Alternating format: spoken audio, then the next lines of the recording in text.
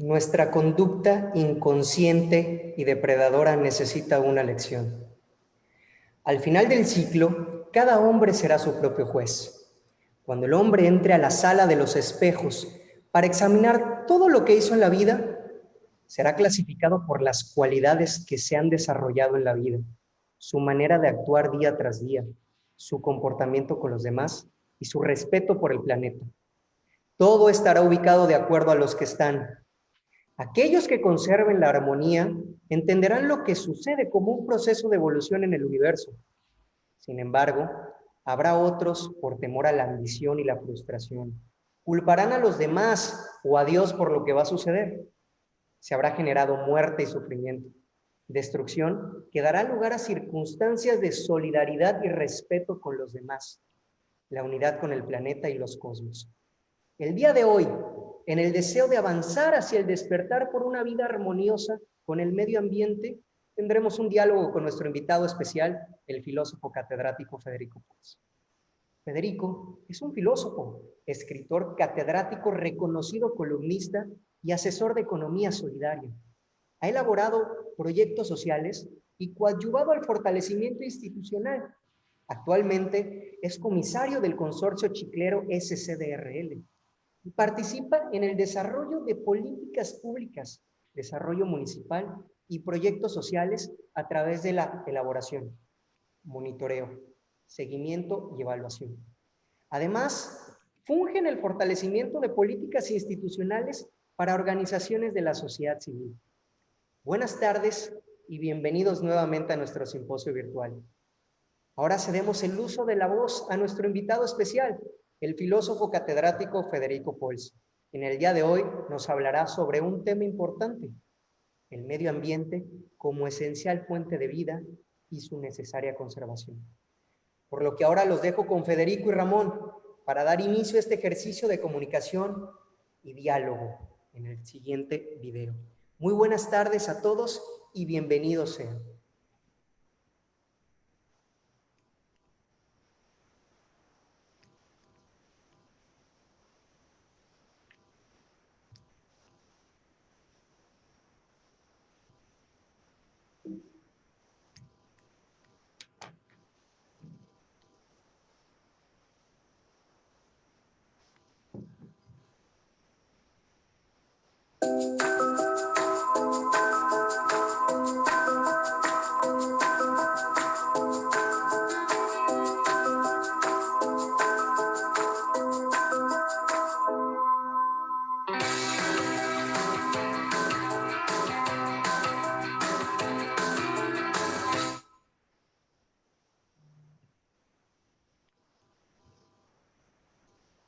Hola Federico, muy buenas tardes, ¿cómo estás? Bien, Ramón, buenas tardes. Aquí, muchas gracias por esta oportunidad de compartir, por este espacio para comentar y platicar juntos, ¿no? Muchas gracias. Para nada, Federico, muchas gracias a ti. Es un verdadero privilegio contar el día de hoy con tu presencia, con tu participación. Queremos empezar con la siguiente pregunta, de la cual tenemos de verdad muchísima curiosidad. Desde tu perspectiva, ¿cuál es la visión de Federico ante la filosofía medioambiental y la sociedad actual? A ver, bueno, yo creo que en principio, incluso con lo que introducía ahorita Miguel, el cuidado y la conservación del medio ambiente son urgentes y necesarios, ¿no? Para que podamos vivir y ahora, en este tiempo, para que podamos sobrevivir como especie, ¿no? Pero hay que respetar y fortalecer, digamos, la biodiversidad. Y en ese sentido creo que hay dos visiones muy fuertes sobre la ecología. Una que es la visión utilitarista, que puede ser verde o no verde, ¿no? Pero la utilidad o el utilitarismo está en que todo debe estar al servicio de la especie humana, ¿no? La naturaleza debe usarse para satisfacer nuestras necesidades y debemos usar todo en nuestro beneficio. Digo que puede ser no verde, y ahí, para no dar más vueltas, tenemos un ejemplo muy claro, como el de Bolsonaro en Brasil, ¿no? Bolsonaro es representante de una tendencia muy, muy fuerte de decir hay que usarlo todo hay que agotarlo todo en este momento, pase lo que pase, ¿no? Y lo que está sucediendo en la Amazonía es muy claro, ¿no? No importa qué recursos, qué recursos tengamos que explotar, no importa si ahí vive gente o no, no importa si eso es el pulmón de la humanidad, no importa. Hay que explotarlo, hay que utilizarlo para satisfacer nuestras necesidades. Otro ejemplo en este mismo continente es Trump en Estados Unidos, ¿no? Que es con un espectro mucho más amplio. Es decir, si yo necesito los recursos de algún país, voy por ellos, ¿no? Y si hace falta hago guerra, si hace falta me impongo, si hace falta hago que dos países se peleen para quedarme yo con los recursos para seguirlos utilizando y explotando a como de lugar. Pero este utilitarismo también puede ser verde. Es decir, durante los últimos 40 años a la fecha, el utilitarismo se ha traído a un límite extremo, ¿no? El interés se centra en el individuo, en la persona sola, y todo hay que usarlo mientras sea útil hasta que se acabe, ¿no? Lo importante es satisfacer necesidades individuales, inmediatas, reales o creadas, al máximo, sin importar nada más, y a costa de lo que sea y de quien sea, ¿no? En ese sentido, creo yo, se provoca en las personas, en nosotros, una sensación permanente de insatisfacción para que todo se oriente a la posesión de bienes, de cosas, a la posesión del medio para obtenerlos, ¿no? O sea, necesito dinero para comprar, para tener las cosas, ¿no? Se fomenta el acaparamiento con una imagen de ahorro. Se promueve también una visión fragmentada de la vida y del mundo en este utilitarismo. Es decir, se promueve la ruptura entre los diversos aspectos de la vida misma y de la sociedad, ¿no? Se produce solo para comerciar, para poseer a través del consumo desmedido, ¿no? Y se llega al absurdo, que solo lo sabemos, pues, se produce en masa con una visión de suficiencia, de que haya para todas y todos, lo que sea, pero con obsolescencia programada, ¿no? Y se consume igual, sabiendo que el bien tiene ya una duración prevista y así lo aceptamos y así lo consumimos, sabiendo que está hecho para acabarse pronto, ¿no? Pero también se produce a costa de los recursos naturales y de las personas, ¿no? Por ejemplo, tenemos la fabricación y comercialización de teléfonos celulares, de estos aparatos que tenemos, cada vez más sofisticados, con más funciones, que en principio a nadie le hacen falta, pero que por la publicidad se logra que muchísimas personas los quieran tener y sientan eso como una necesidad, ¿no? Lo sintamos, que nos hace falta. Otro ejemplo, me acabo el agua de un lugar, pero llevo a cabo campañas de reforestación o establezco una fundación para apoyar proyectos de conservación del medio ambiente. En ese sentido va lo verde de este utilitarismo, pues, ¿no? Por un lado, exploto los recursos de donde tenga que sacarlos para producir lo que quiero producir, lo que yo quiero que la gente me compre y tal, sin importar a costa de qué o de quién estoy extrayendo los recursos necesarios para producir. Me preocupo porque la naturaleza no se acabe, pero para que me siga sirviendo. Elaboro productos con alto valor calórico, es un problema que tenemos hoy en México muy, muy fuerte, descubierto en este periodo de pandemia, ¿sí? Y con un valor mínimo estricto nutricional, ¿no? Entonces hago una producción inmensa, industrializada de alimentos como tal, pero con el menor costo posible para que me rinda la producción, todo el mundo tenga algo que llevarse al estómago sin importar tanto si se nutre o no se nutre, o si a la larga, por el exceso, le va a hacer daño, ¿no? Es una relación perversa, diría yo, esta utilitarista, de restitución limitada a mis necesidades como industria y al agotamiento de los recursos donde me lo permitan, ¿no? Esa es como una visión muy negra, pero muy clara, creo yo, para mí, de este modelo utilitarista que puede ser verde. Puedo disfrazarlo de campañas de conservación, de reforestación, de acciones en pro del medio ambiente, pero siempre con la visión de que lo voy a utilizar como un recurso, estoy haciendo una inversión para poder seguirlo explotando, explotando, explotando, hasta que dure, pues, ¿no? Yo creo que ya se ha mostrado y es muy claro, digo, se puede consultar en internet, hay varias agencias internacionales que se dedican a hacer este tipo de cálculos, es decir, cuántos mundos necesitamos para, o necesitaríamos para sobrevivir si seguimos así como vamos, ¿no? Creo que son 3,5, 4, una cosa así. Y por países es mucho más grande la proporción, ¿no? Pero entonces hay otra visión que no es utilitarista, que es una visión más integral, o es una visión integral. Es una visión de participación y satisfacción equitativa de las necesidades, ¿no? Y se expresa a través de un modelo que se ha fomentado, que se ha venido construyendo de algunos años para acá, como un modelo de ecología integral, que no solo es verde, sino es de todos los colores. ¿Qué quiere decir esto?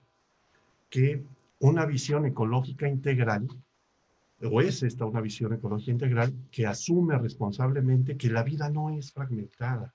No debemos vivir de manera separada los distintos espacios en los que nos desarrollamos, de manera que, perdón, por ejemplo, si yo trabajo en algún lugar X, tengo una vida laboral, me desconecto de eso y entonces me dedico a mi familia. Después me desconecto de mi familia y entonces me dedico a lo que me interesa más como hobby. En fin, tengo mi vida deshecha, ¿no? En distintas esferas. En esta visión de ecología integral, no.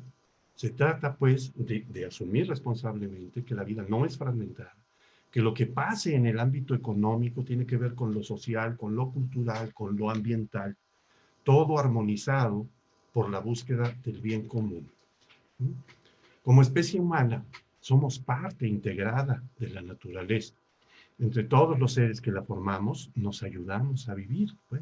Y eso hay que reconocerlo, respetarlo y trabajar en consecuencia, ¿no? Se produce con respeto y con visión de manejo en este modelo. Se promueve la producción de bienes, perdón, socialmente necesarios, ¿sí? Se fomenta el consumo responsable, moderado, de lo necesario para vivir. Y se promueve la distribución de una riqueza producida, ¿sí? Y su utilización para la solución de necesidades comunitarias. Ese es el marco más amplio, ¿no? Se sostiene en una visión de soberanía, no de suficiencia, sino de veras de producción local, de control local de los procesos y de la mayor calidad de los productos y los servicios, ¿no? Una visión de corresponsabilidad, creo yo, no solo con la especie humana, sino con la Tierra misma, entera. No solo con nuestra generación, sino con las generaciones futuras. Se piensa global con la conciencia y la visión del bien para toda la Tierra y todos los seres que la habitamos, pero se actúa local desde lo concreto que podamos hacer en la comunidad. Por ejemplo, los procesos organizativos de economía solidaria. No es solo una reorganización de las actividades económicas, sino la reorganización de la vida misma de esa manera integral, ¿no? Y hay varios ejemplos, pues, el mismo consorcio chiclero, los cafetaleros, productores de amaranto, pescadores en el norte del país, en otros lados, productores de hortalizas en las ciudades. En fin, hay muchos, muchos ejemplos que han venido generándose en este marco, dándose cuenta de que si no nos cuidamos entre todas y todos, si no cuidamos la naturaleza, esto se va a acabar mucho más pronto de lo que quisiéramos, ¿no? Perdón. Es una visión entonces de soberanía y de la mayor calidad en los productos y los servicios que se ofrecen, ¿no? En ese sentido, pues. Por ahí vería yo ampliamente, digamos, y claro que coincido más pues con esta segunda visión, ¿no? O más bien coincido con la otra, no coincido para nada, pues. Sí, muchísimas gracias, Federico. Creo que hemos tocado muchos puntos en esta primera intervención. Ha parecido bastante extenuante, muy analítica, y me parece que da pie a las siguientes preguntas que podríamos nosotros compartir contigo el día de hoy. Como amante de la naturaleza y filósofo profesional, además de ser un experto en temas ambientales, como ahorita se acaba de exponer, sabemos que a lo largo de las últimas décadas las naciones han sumado importantes esfuerzos para combatir el cambio climático. ¿Consideras, Federico, que los grandes congresos medioambientales resuelven realmente o coadyuvan a mejorar en materia de cambio climático? A ver, eh, yo creo que, bueno, sabemos que las grandes reuniones en torno a la conservación del medio ambiente, y esto partieron más o menos desde los 70s, ¿no? Finales de los 70s, pues, del siglo pasado, ¿no? Cuando se empezó a exponer con toda claridad que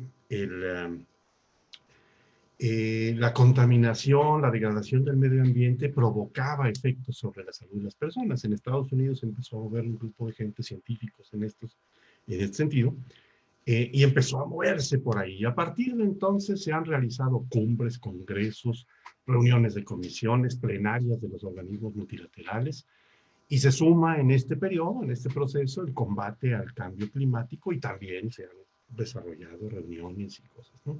Se han establecido acuerdos y protocolos, en fin. Creo que sí ha habido cambios, pero sobre todo en el norte de Europa y quizá en Canadá y algunos lugares de los Estados Unidos, quizá en otros países también, ¿no? Pero bueno, mi contexto, nuestro contexto es más en este continente y lo que tiene que ver en términos de relación con otros países más directamente. Pero buena parte de los países, incluido el nuestro, me atrevo a decir que estamos todavía imposibilitados para hacer cambios de fondo. ¿Qué quiero decir? Por el modelo económico impuesto que exige un crecimiento económico a ultranza. Un ejemplo, vino en diciembre, si ustedes le buscan por ahí en internet, se encontrarán con un nombre que dice Caravana Toxitour, así como se escribe, de personas de Europa, congresistas, o más bien, como se dice, parlamentarios europeos, del Parlamento de la Unión Europea como tal, algunos diputados o legisladores de países en particular, gente de España, de Francia, de Alemania, una congresista de Estados Unidos y algunos de organizaciones ambientales de América Latina y de Europa también, a ver cómo, o a ver de frente, digamos, el efecto que producían la acción de sus empresas en nuestro país. Sus empresas, quiero decir, empresas europeas sobre todo. Y recorrieron una franja que viene desde Jalisco, en la cuenca del Lerma, que es El Salto, la Laguna de Chapala y otras partes. Pasaron por Guanajuato, en la cuenca de la Independencia, siguieron hacia Hidalgo, en la zona amplia del Valle del Mezquital, donde están las cementeras y Pemex. Siguieron hacia acá, a la cuenca de la Toyac-Zaguapan, estuvieron en Tlaxcala y en Puebla, y se fueron hacia el sur de Veracruz, a la cuenca, bueno, a Coatzacoalcos, pues esta zona del norte del Istmo de Tehuantepec. Para hacerlo cortito, estas personas que vinieron venían a constatar eso, a checar, a conocer las experiencias, a hablar con la gente, a ver si podían hablar con sus representantes de gobiernos acá y con representantes de las empresas. Y lo que se llevaron fue un horror espantoso. ¿Qué quiero decir? Que en toda la región, toda esta franja que visitaron, encontraron que sus empresas hacen aquí lo que ni siquiera se les ocurriría pensar en sus países por la normatividad que tienen. ¿Sí? No porque no lo quisieran hacer, sino por la normatividad que tienen. El problema acá es que el modelo que atrae o que se construye para atraer la inversión extranjera con esta visión del crecimiento económico de ultranza, porque si no, quién sabe qué nos pueda pasar, según esto, provoca que la legislación se haga absolutamente laxa en materia social, en materia económica, en materia laboral, en materia ambiental, de manera que las empresas puedan instalarse acá y hacer lo que quieran para producir como quieran, lo que quieran, a costa de lo que sea. En ese sentido, creo yo, pues, que si ustedes le buscan igual en Internet a partir de la pandemia, hay propuestas bien interesantes en Holanda y en Francia respecto al cambio de modelo económico en su contexto europeo, claro, y acá sería dificilísimo poder pensar en algo así si no cambiamos el modelo, si no cambiamos eh, consideración que se hace siempre, es decir, tenemos que ofrecer la mano de obra más barata, tenemos que ofrecer el terreno casi sin impuestos para que esta empresa venga, se instale y haga lo que sea y nos dé un poquito de empleo aquí, ¿no?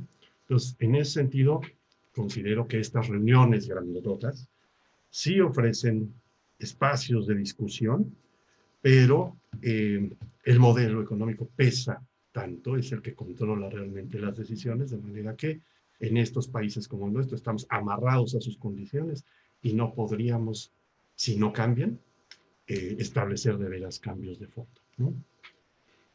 Totalmente de acuerdo contigo, Federico.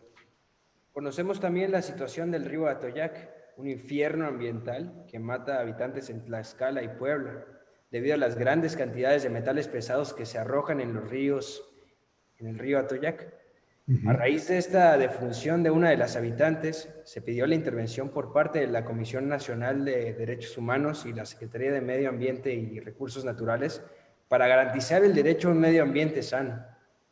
¿Qué acciones están tomando ahí la gente y cuáles son las propuestas o recomendaciones ante esta devastación ambiental?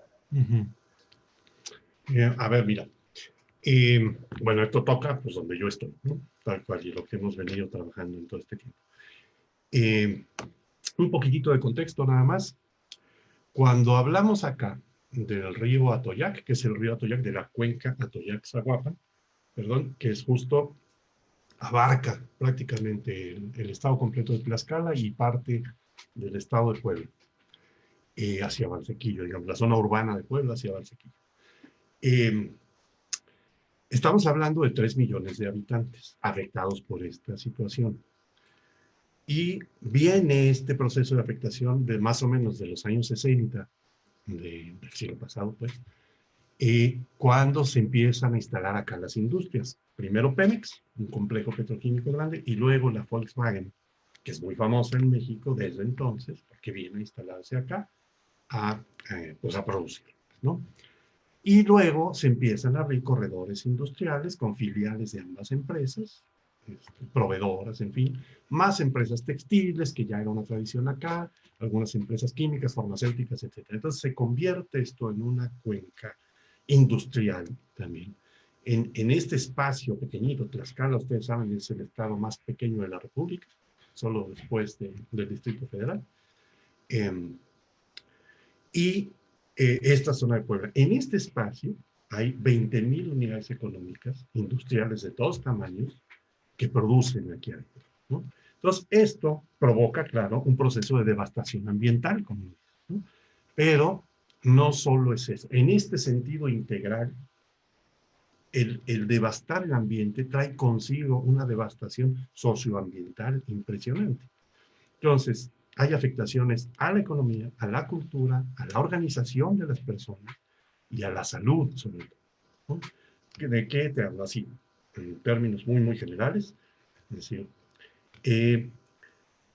era un espacio, digamos, por donde corre el río Atoyac y otro río de Tlaxcala que viene del norte, que es de Zaguapan, que se juntan, pues, era un espacio de desarrollo de la vida de las comunidades. Ahí se pescaba, se lavaba, se sembraba alrededor, se convivía, se hacían las fiestas.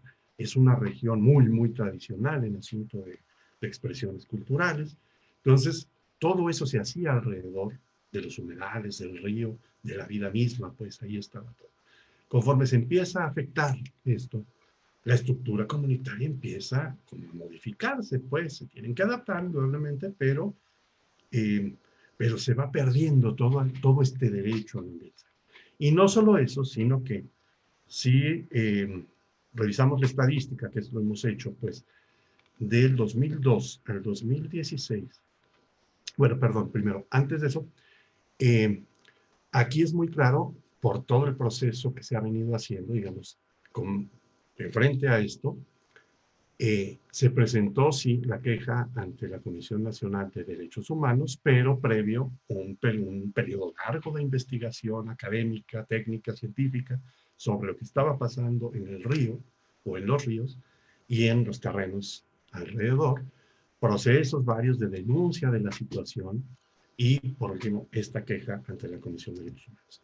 Procesos de denuncia internacional, nacional, tal, nadie hizo caso. La industria pesa tanto, pues, que es muy difícil mover esto en materia de políticas y todo, de forma que se presenta esta queja. La queja se presenta no por la defunción de una persona, sino que esta última persona fue la que ya derramó el vaso y dijeron, hasta ahí, vamos por lo menos a esta instancia a ver qué puede pasar. Entonces expuso todo, se llevó un proceso largo de 6 años de trabajo con la Comisión Nacional para mostrar todo lo que estaba viviendo acá, todo el proceso de enfermedad y muerte que se estaba provocando. Entonces, se logra, digamos, que la Comisión Nacional reconozca por primera vez en el país y emita un documento oficial donde se establece el nexo causal entre la contaminación y la situación de salud de las personas. No es monocausal, no hay manera de decir, este elemento, esta empresa, esta industria la que está haciendo el daño. No, porque es una combinación de contaminantes, de manera que se afecta el agua, pero al mismo tiempo se emite vapores que la gente respira, y entonces es la región, Tlaxcala, Puebla, Oaxaca, por la amplitud, pues, del problema, donde más incidencia hay de leucemias, varios tipos de cáncer de este tipo, pues de sangre, insuficiencia renal e incluso abortos espontáneos. Entonces, con esta realidad, pues, se obtiene esta declaratoria, pues, o esta recomendación de parte de la Comisión Nacional en 2017. Y es hasta hoy, justamente hoy, coincide con estas preguntas, en que por fin se logra el cumplimiento parcialísimo, pero una parte del cumplimiento de esta recomendación por parte del gobierno federal, el gobierno de Tlaxcala, el gobierno de Puebla y los municipios afectados, de firmar un convenio interinstitucional para trabajar de manera conjunta y articulada en el saneamiento de la cuenca, ¿no? Entonces, pues es un proceso tortuoso, pues, pero la gente se ha mantenido firme en su proceso de seguimiento, de lucha por su derecho a un medio ambiente sano. Se logra, a través de esta caravana europea, también se logra incidir más directamente en Semarnat, en la Secretaría de Salud y en CONACYT, para que juntas establezcan un programa nacional de atención humana y ambiental que se está construyendo, donde se reconoce, pues, insisto, por primera vez en México, que la contaminación afecta la salud de las personas, no solo en casos escandalosos, digamos, o límite, como la Ciudad de México en algunos momentos, con esto de la contaminación del aire, sino en los aspectos amplios de la vida misma, ¿no? Entonces, entonces, por ese lado, digamos, es un área de acción, un área de incidencia que le decimos en este proceso, para empujar a que se logren estos cambios, que es muy, muy lento, pero ahí va. Y otra, que es otra área de acción, pues, que es el compromiso con lo que sabemos que son nuestras malas prácticas cotidianas, comunitarias, ¿no? Y en ese sentido entra esto que se vio un poco al inicio, de reducir, reciclar, reutilizar, todas las campañas, pues, que se puedan implementar, asumiendo que nosotras y nosotros como comunidades tenemos también un papel, un rol que jugar en este proceso de saneamiento, que no es, digamos, el proceso grave de contaminación en esta región y en estas otras 6 que decíamos que se recorrió en diciembre, es con la contaminación industrial, ¿no? Así, de industrialización sin control. Pero se reconoce, claro, que también las comunidades tienen algo que aportar al proceso de saneamiento. Y entonces viene una acción concreta de implementar ecotecnias, que suele llamarse, para el manejo de las aguas residuales y de los residuos sólidos de la casa o de la parcela incluso, el reciclaje, el composteo, todo esto, para la producción de calor, de agua caliente, para la producción de gas, utilizando los desechos de los animales, para la cosecha que se llama de agua de lluvia, la captación de agua, En fin, montón de actividades y de acciones que se pueden ir realizando, no se diga la siembra de hortalizas, tal, y la organización comunitaria para llevar eso adelante, ¿no? Entonces, estufas, brujas que le llaman estufas solares, todo lo que se puede ir usando para ahorrar energía y para producir la propia, ¿no? Entonces, viene también en este sentido tradicional de la organización comunitaria, el utilizar cada vez menos empaques y artículos desechables, el eliminar de nuestra vida la cultura que se llama en estos últimos tiempos del descarte, ¿no? Todo es desechable, todo se puede tirar, todo se puede aventar, este, para, eh, para evitar pues todo esto, y que lleva al descarte de las personas también, ¿no? Entonces, en ese sentido, es muy importante la relación de la actitud de la persona ante las cosas, es un reflejo muy claro también de su actitud ante las y los demás, ¿no? Entonces, por ahí va un poco la experiencia de Tlaxcala.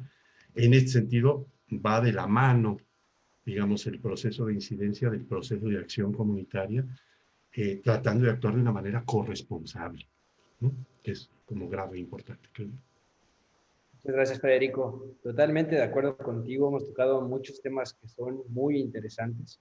En este sentido, Federico, la siguiente pregunta también viene muy relacionada. Nos encontramos en un momento decisivo para afrontar con éxito el mayor desafío de nuestro tiempo, el cambio climático. ¿Cómo llegamos a este nivel acelerado de consumo?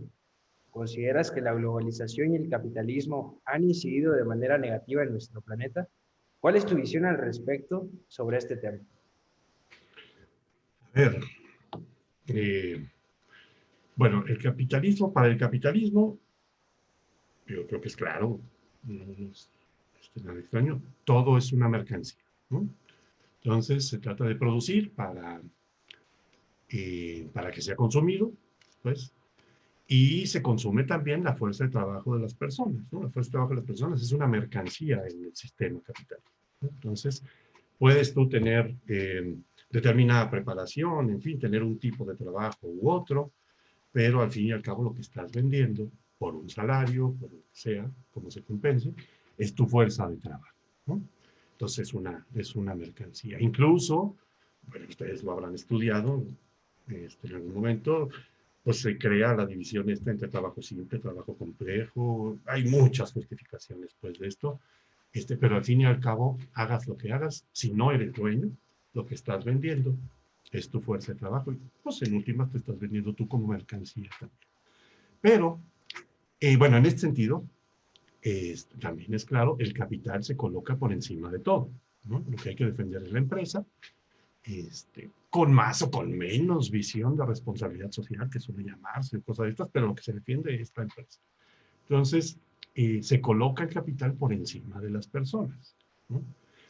El problema es que en los últimos 40 años, como decíamos un poco al principio, se desata, digamos, una dinámica que se califica por varios momentos, pues, bueno, por un lado de neoliberalismo, pensando en los términos más usados, y otro también como de capitalismo salvaje, ¿no? Que dicen, el capitalismo venía manejándose de una manera discreta, más o menos tal, pero a partir de que se liberan las políticas internacionales, de que se libera este asunto del libre mercado, de que se establecen los mecanismos mucho más sofisticados de intercambio internacional y de globalización, que le llamamos pues esto,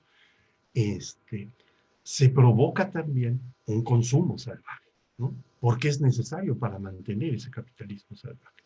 Entonces se tiene que consumir lo que se produce, sea lo que sea, ¿no?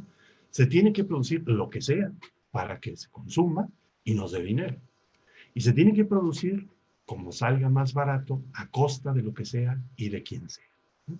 Entonces por ahí de pronto salió hace unos días, tenía la imagen pero este, ya no la pude compartir, no, pero ustedes lo habrán visto quizá en Facebook y en estas cosas, de pronto un trastecito con peras, que dice un letrerito, peras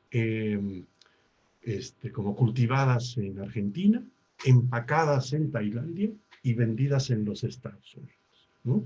Entonces, a ver, ¿De qué se trata? Pues claro, resulta que es más barato producirlas en Argentina, es mucho más barato la mano de obra que se ofrece en Tailandia, y entonces allá las empaco, y el transporte, pues lo cobro, claro, indudablemente que el último es el que lo paga, para venderlo en mi país, si soy empresa estadounidense, o donde lo tenga que llevar, ¿no? Pero entonces, ¿quién está pagando realmente ese costo? La mano de obra barata en cada uno de los países por donde pasa el producto, ¿sí? De tal manera que, decíamos hace rato, podemos tener un celular que está fabricado con elementos, wolframio, tantalio y no sé cuánta cosa, que es lo que hace que vibre, lo que hace que suene, lo que hace que los circuitos estén bien conectados, que están producidos a fuerza de esclavitud en África, ¿sí? Claro que de ahí se extraen, se llevan a otro país, probablemente en el mismo continente, donde se comercializan, de forma que yo, empresa que produzco o tengo la marca del celular, compro esto, ¿sí? Me hago como que no veo, porque yo se lo estoy comprando a este que me lo está vendiendo. Si este lo saca de otro país con armas y con tráfico de armas y con esclavizando a la gente y este asunto, eso yo no lo veo, ¿no? Pero entonces, bueno, hay campañas afortunadamente que están desvelando todo esto.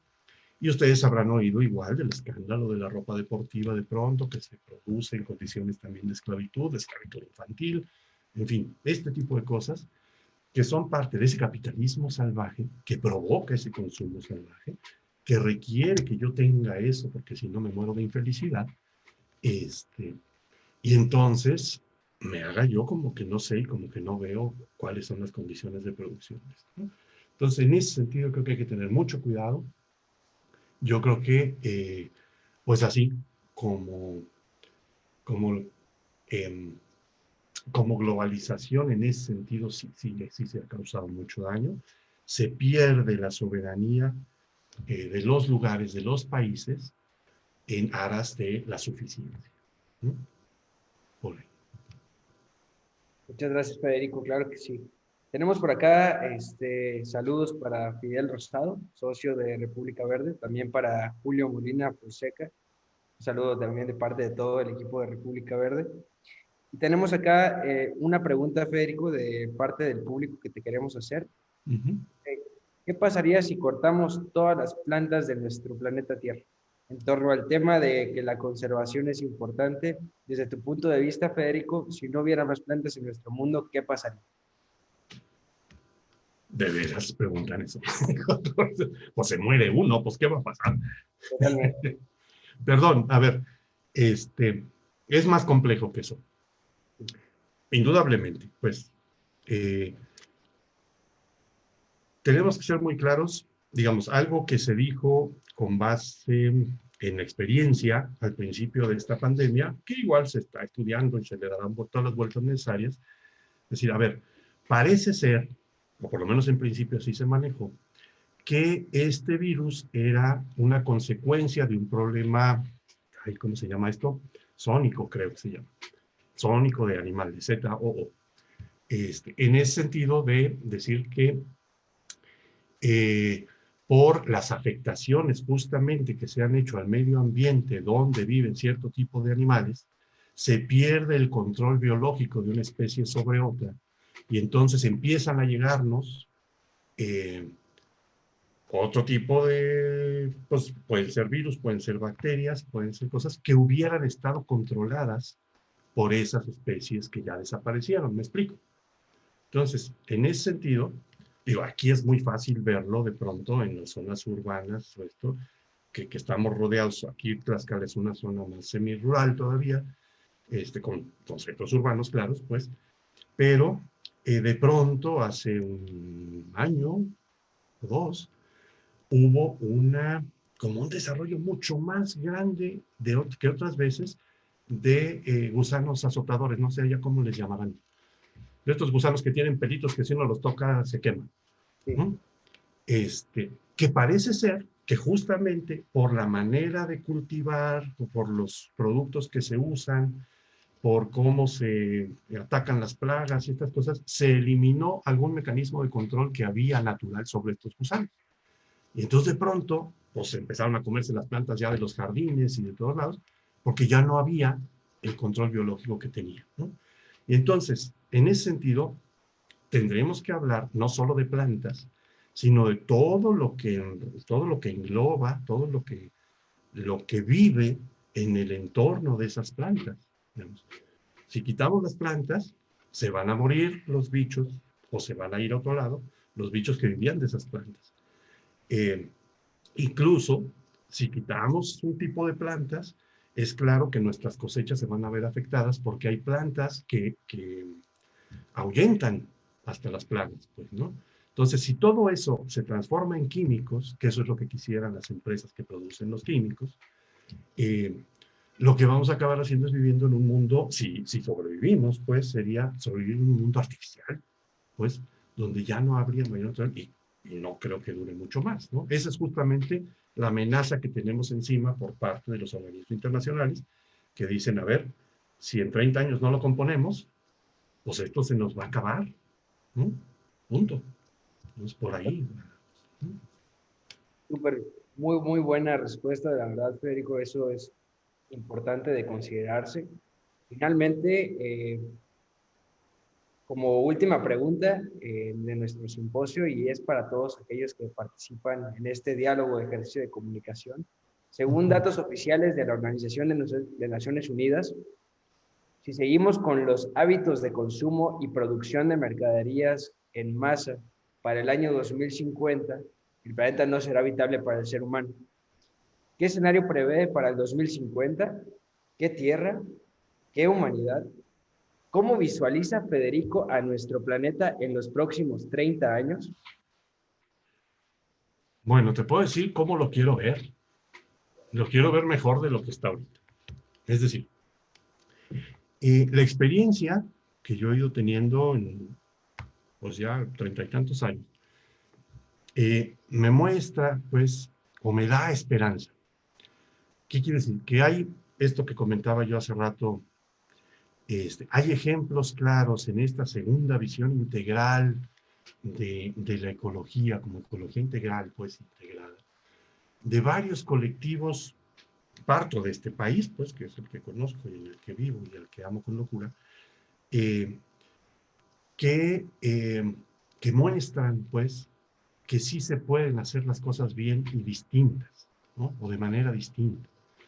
Eh, Grupos organizados, pues, lo que decíamos hace rato, el mismo consorcio chiclero, los cafetaleros de Oaxaca, Chiapas, la Sierra Norte de Puebla, la experiencia no solo productiva, sino de organización verdaderamente comunitaria que se vive en varios lados, horticultores o productores hortícolas pues de la periferia ¿no? De la Ciudad de México, en un entorno tan difícil como es el urbano macro, ¿no? Los productores, productoras de amaranto, la organización en cooperativas de producción, de servicios, la organización de bancos de tiempo.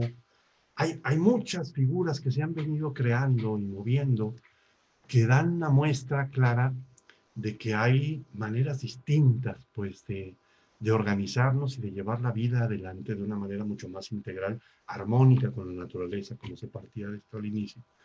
¿Sí? De forma que provoquemos que el rumbo se corrija, ¿no? Que el rumbo cambie.